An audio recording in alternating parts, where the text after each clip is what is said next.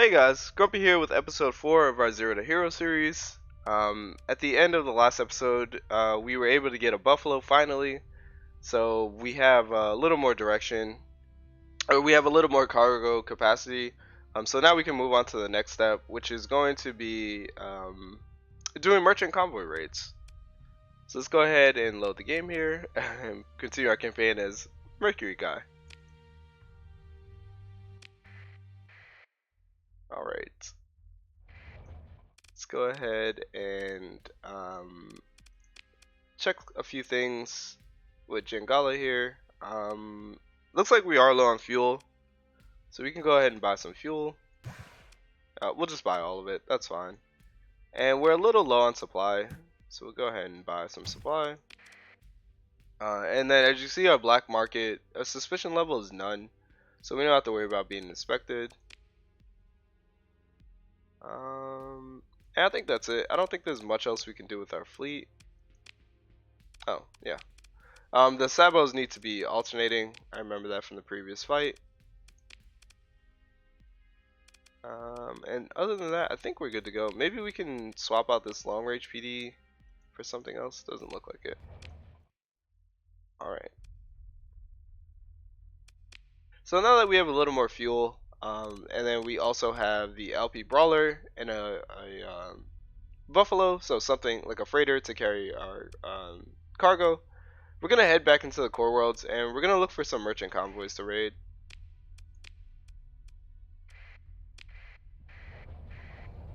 So I think I mentioned this in the first episode, but merchant convoys are probably the most profitable source of income that you can get in the early game before. Oh, nice, we got a little experience. Before colonies. So areas I like to hang out to are high traffic areas. So sometimes near Skonia, since it's like the heart of the core worlds. Here, this pocket is really good, from Mayasora to Ragnar to Yama or YMA. I like to hang out in this pocket as well. This one can be okay. There's not a lot of traffic going on.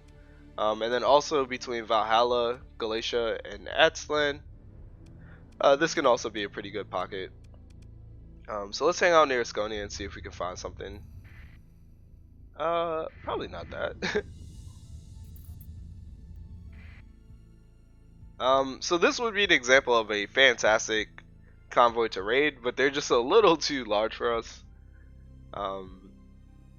First off, they're delivering the correct correct cargo that we want to look for: supplies, ship holds, domestic goods, heavy armaments. We really care about supply, ship holds, and heavy armaments. Those are three of the most profitable goods that you can sell. And then they in this convoy they have 2 atlases and 2 colossi, which means that if we were able to win this fight, we'd probably get somewhere around 4,000 supplies and maybe 1,500 heavy armaments, which would be a lot of credits. That's nearly a 2 million. This convoy, with all the goods that we would get from it, would probably be worth somewhere near 2 million credits. But again, just a little too large for us. So let's see if we can't find something a little smaller.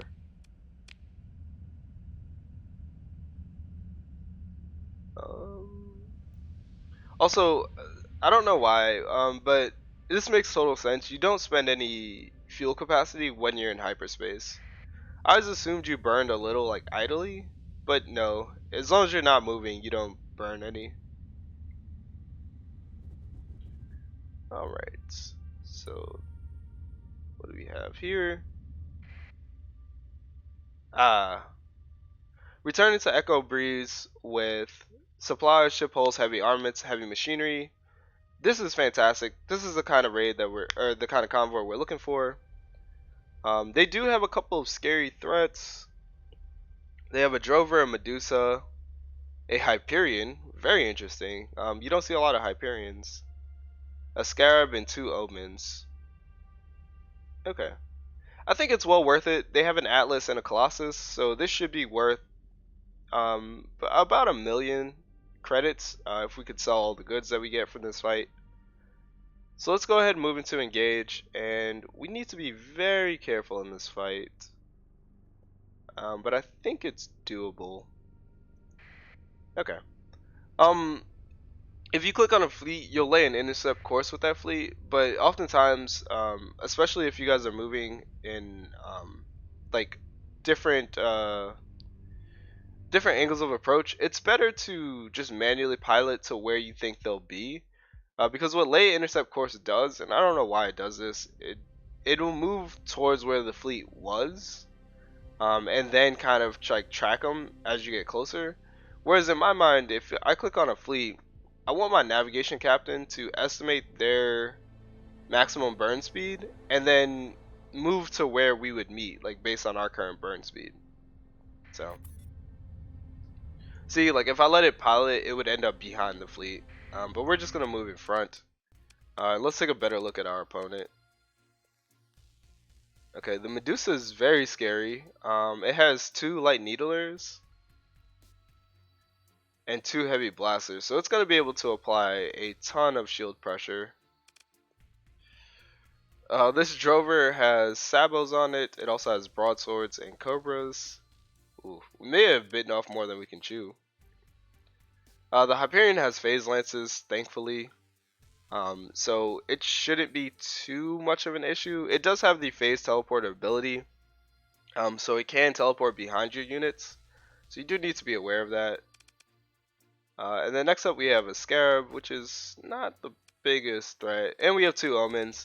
Thankfully, in the AI's hands, Omens aren't as scary as in the player's hands. But overall, I think we can take this fight. It will be difficult. We do need to wait for opportunities to attack, but it being only 6 ships should give us not really an advantage, but an ability to deal with this. Okay.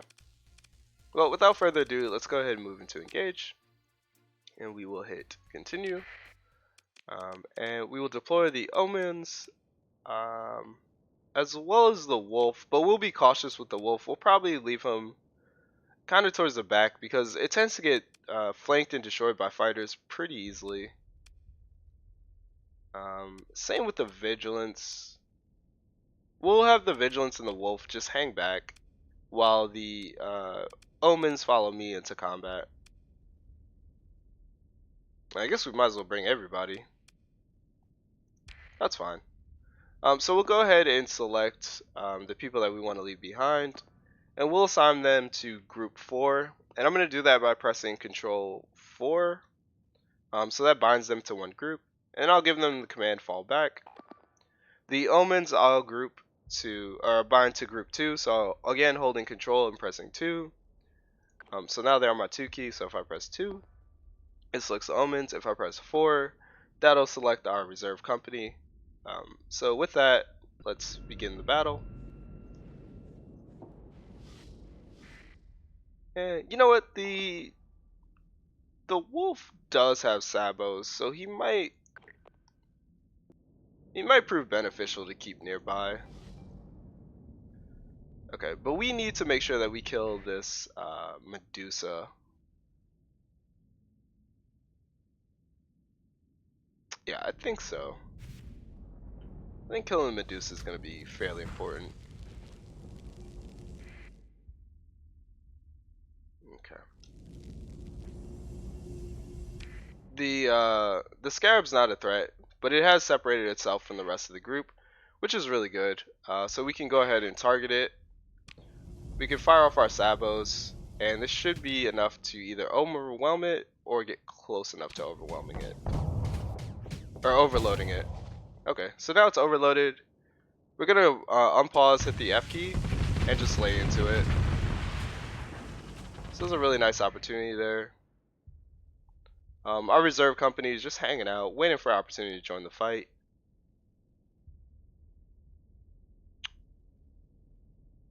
I think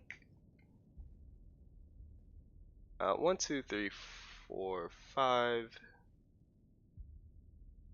Oh, the other ship was a drover. Okay, so I'll send our reserve company to go find the drover, and I think they'll be able to take the drover on without much difficulty. Because its fighters are separated from the drover itself. Um, we dealing with the fighters means that the drover is kind of a sitting duck almost.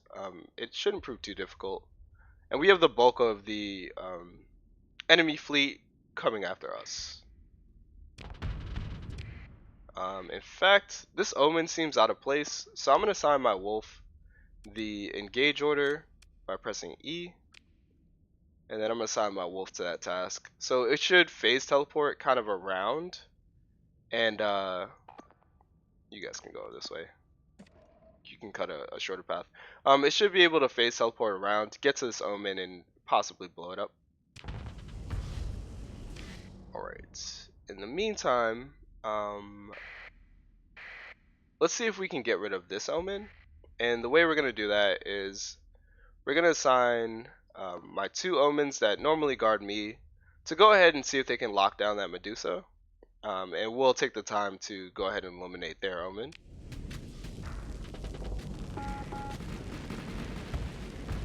Okay. Okay. That's what I was talking about, that shield pressure coming from those needlers. That is something to be aware of. Okay. Oh, we're out of command points. Oh, this is the bane of early combat. The wolf should start engaging on that. I wish we could change this to an eliminate order. We will once we get our command point back. But this should be fine for now. Alright.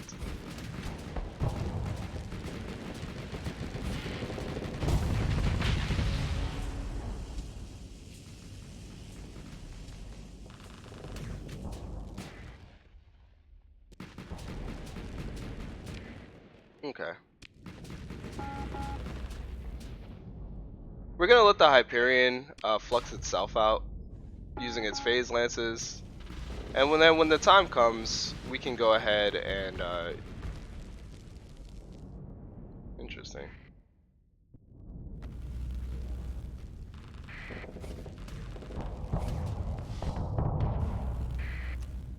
Okay, our Sabo seems to have minimal effect on the Hyperion. Let's see if we can push it over the edge though. Nope. Okay, gosh, the early game not having very many command points is so devastating. Alright.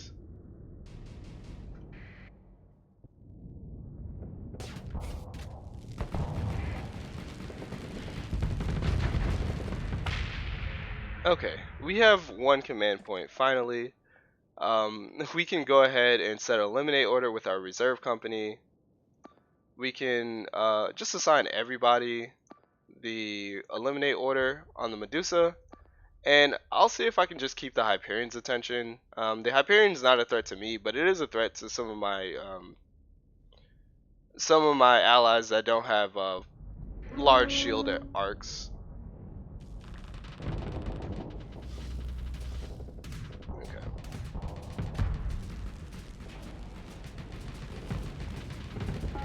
Also, I'm going to take the opportunity to see if I can destroy some of these fighters, because that'll lower the opponent's reinforcement rate.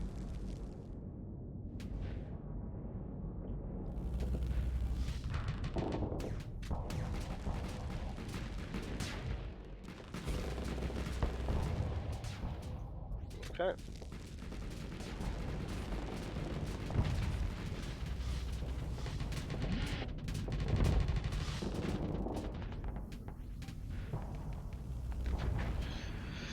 Oh, put your shields up, please. Oh my goodness. It's like babysitting children. Alright. Looks like we have an opportunity to catch the Medusa here. The Medusa is a frightening ship, but it doesn't have a wide shield. So if you can find an opportunity to flank it, that'll be your best bet. And we don't have any command points, unfortunately. Please keep your shields up. The drover is disabled. Our reserve company handled that. And now we're going to issue the full assault order. This doesn't cost any command points, and what it does is it tells your group basically eliminate anything you see. Okay.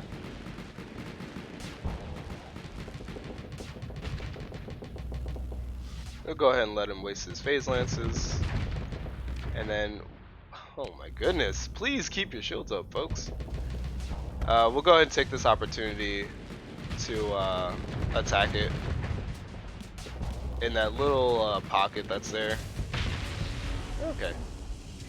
So, a little messy combat, but no worries. We do still get the job done without losing any of our ships, which was really good.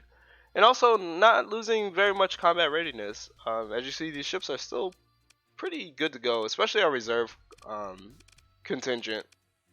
So let's go ahead and move into the pursuit phase. This is my favorite phase. This is where you make all your money. Basically, in the pursuit phase, you want to target the freight right first, and then you want to target the ship holes. So let's go ahead and pursue them, and we'll take command of the action. We'll deploy everybody. They might not be able to kill a single ship on their own. Like the Wayfarer, I don't expect to kill a ship, but what it can do is it can at least harry a ship or start to pick away at its armor. So when it comes to assigning tasks, let's assign the vigilance. Let's assign it to the Colossus. Let's assign the Omen to the Buffalo, this Omen to this Buffalo, the Shepherd to this Buffalo, and then the Wolf can start targeting some of these faster targets. And then me and the Brawler, the Wayfarer needs a target. You can start targeting their Wayfarer. And then me and the Brawler, I'll just go ahead and eliminate the rest of these targets. So let me go ahead and hit C on the rest of these. On the things that I think are the fastest targets that might get away. Also, let's see if we can get a Phaeton. Okay. So with that out of the way, let's go ahead and get into combat here. Yeah, the Omen's suffering suffering malfunctions. Not critical though. Alright. We have no sabos left from the fight.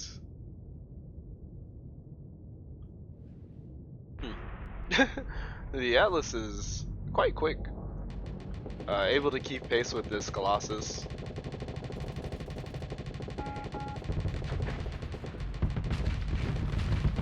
Alright.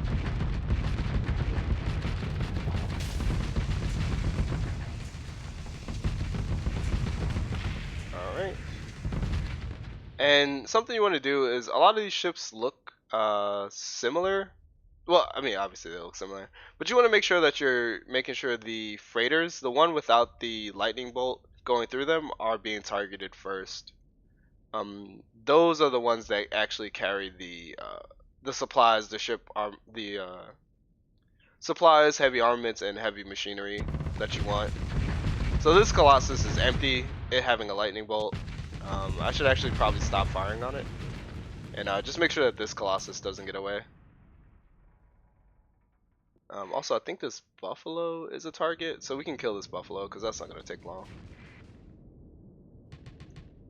And this is why you want to save sabos for the pursuit phase, because it makes these engagements a lot faster.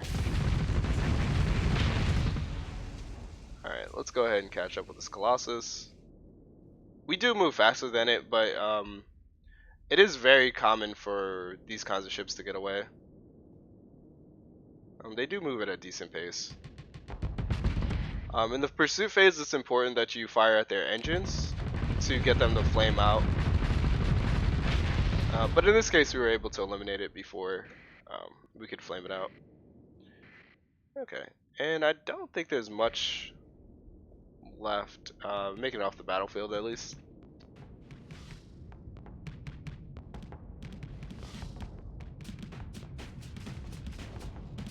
Our ships are doing a wonderful job eliminating these targets. Let's go ahead and help them out. And there is a... we'll just issue a full assault order. No need to manually order this. There's a Phaeton left and a Venture. The Venture is a really good ship. It has a lot of armor. It's very tanky.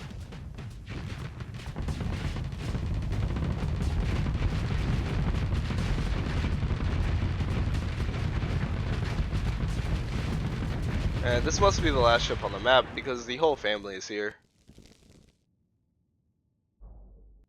Okay, nice. So we got everything. Nothing escaped. It'll tell you if a ship retreated from combat. So let's go ahead and consider ship recovery. There are a lot of ship hulls to choose from, which is going to be really nice for us. It's going to help build our fleet out. Okay, it looks like we do get the Drover, which is fantastic. If you saw my fleet composition guide, you know how much I love the Drover. I sung its praises in that video. Then next up, we could get a Medusa. We'd have to spend a story point on it. I don't think that's necessary. I will take a Phaeton.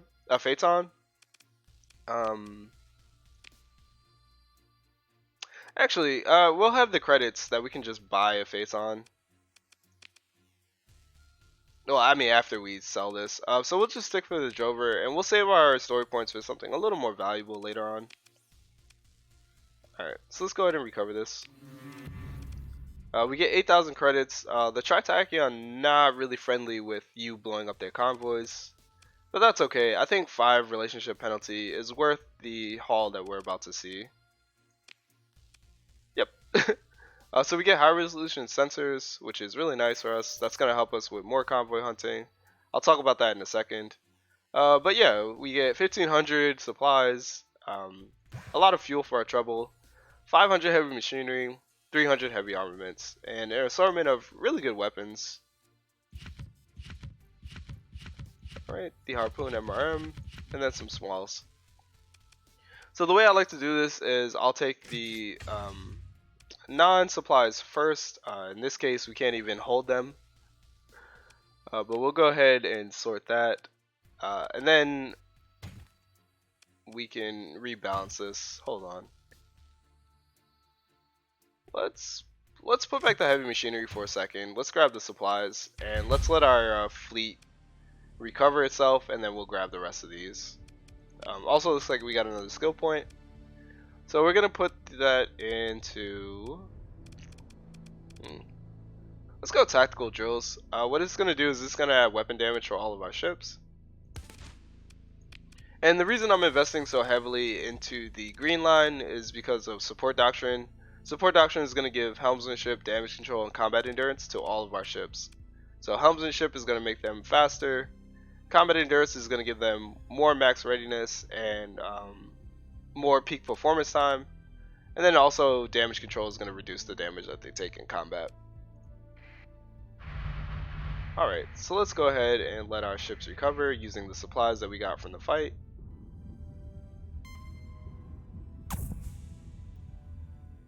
Alright.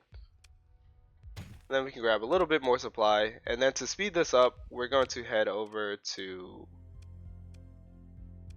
Actually, I think we can just sell these. Okay, so we can sell the heavy machinery to Kruger. Actually. Yeah, and we can repair in Kruger, so this will speed this up.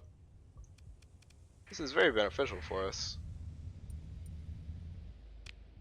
We could jump in. Normally, if you turn a transponder on after a fight, the faction that's, if it's the same faction, they'll know that you did it and they'll be hostile to you immediately. In this case, Sindri is a different faction, so they don't care.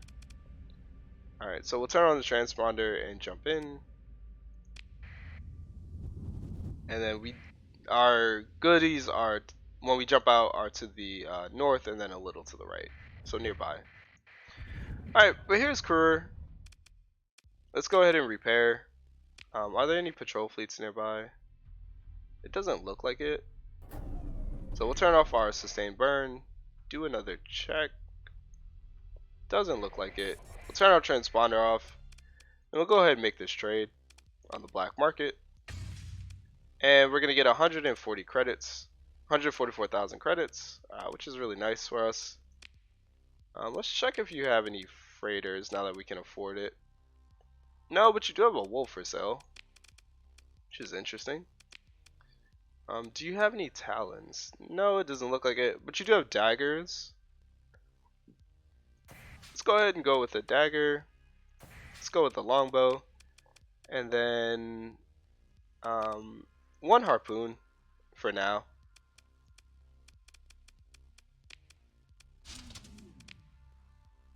Forgive the lack of symmetry. Don't worry, we'll work on that. And then we'll have the drover go ahead and give it auxiliary thruster or auxiliary fuel tanks, so we get a little more fuel capacity for our fleet. Us having a freighter is already helping us on the cargo department. We don't need to add expanded cargo to it. Okay, but that is egregious. We need something over here. Let's go with light auto cannons on both sides. Okay, I guess we have to get rid of that if we want symmetry. We can't have it too unsymmetrical. Alright. Reapers on alternating is fine. The Sabo is fine. We'll replace this with a harpoon when we can. And then in the meantime, we'll just go ahead and add the capacity and vents back. Alright. So we have two options here. Actually, we just really have one option. We're going to go into the asteroid belt so that our sensor profile is minimized. Then we'll transverse jump out.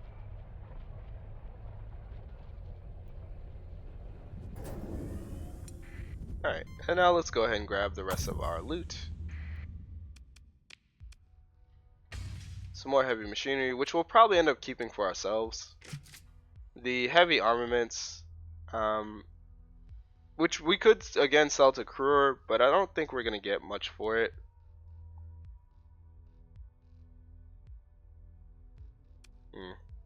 And we can grab the supplies.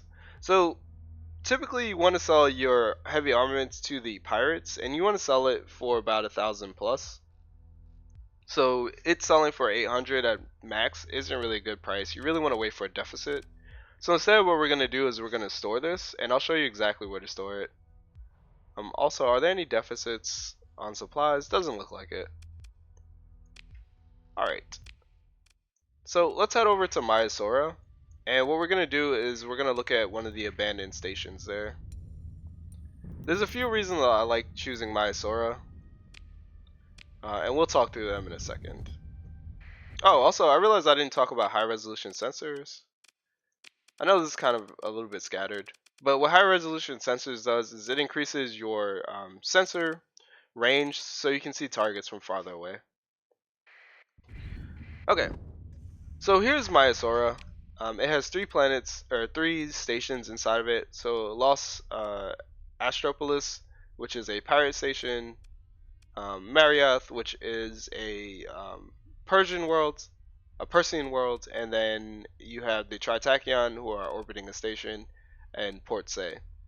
All 3 of these are free ports. They don't care if your transponder is on or off, so you can always come into this star system with your transponder off. If you're like hiding from something in hyperspace, you can always jump in here. I like using this abandoned station. So if we go ahead and select it, it says your fleet approaches an abandoned Astropolis. We can go ahead and hit transfer ships or goods. And what this is it's a free place to maintain all of our weapons and also all of our ships. So we can leave ships here if we press the store key, and then we can also take ships from here. We can go ahead and leave behind our weapons.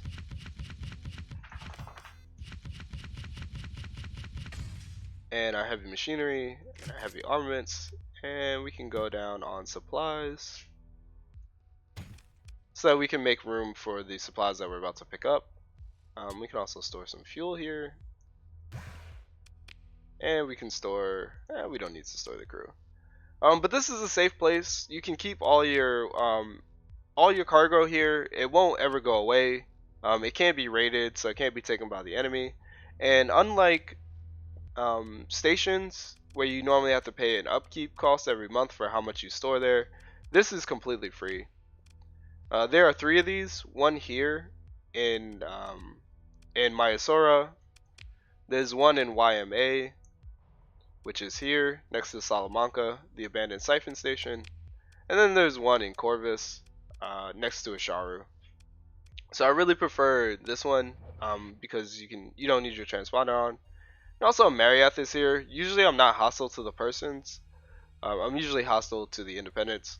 So I can always turn my transponder on and repair and then pick up all my goods. Alright, let's go ahead and grab the rest of our loot and then we'll conclude the episode.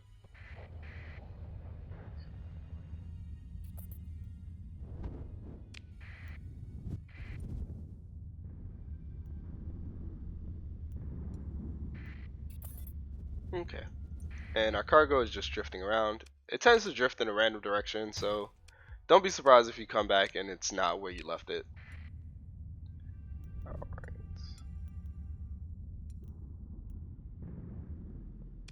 We'll actually jump in using our transverse jump. Just saves us a little time.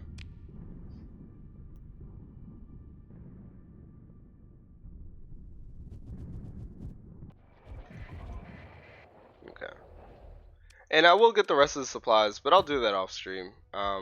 Off screen. But other than that, I hope you guys enjoyed this episode. That concludes episode 4. In episode 5, we'll probably find another convoy to raid, and then we'll look to see if our convoy interception have any effect on the global market, and see if we can't find some opportunities to sell off the goods that we're collecting. Other than that, I hope you guys enjoyed the episode. Grumpy out.